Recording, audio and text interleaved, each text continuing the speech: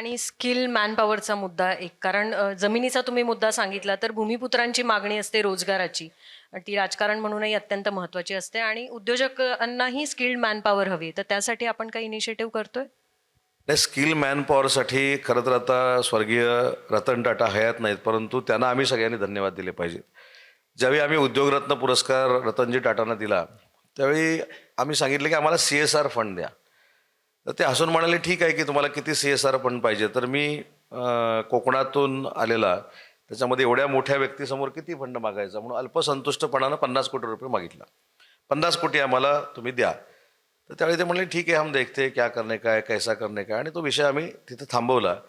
पण तुम्हाला सगळी स्टोरी मी सांगत नाही, पण त्यांच्या पुढाकारानं विभागनिहाय रतन टाटा स्किल सेंटर आपण बांधतोय आणि एका स्किल सेंटरला त्यांनी 150 कोटी रुपये CSR आम्हाला दिलेला आहे. असे 750 कोटी रुपये रतन टाटांनी आम्हाला स्किल सेंटरसाठी दिले.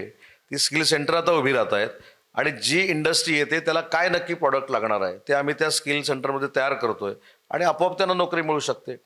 आज देशात पहिल्यांदा आम्ही स्किल सेंटर तयार केले, MIDCने देखील विभागनीय आहे. त्याच्यामुळे स्किल बेस मॅनपॉवर तयार झाली पाहिजे, हे आमची देखील इच्छा आहे, आमचं देखील विजन आहे.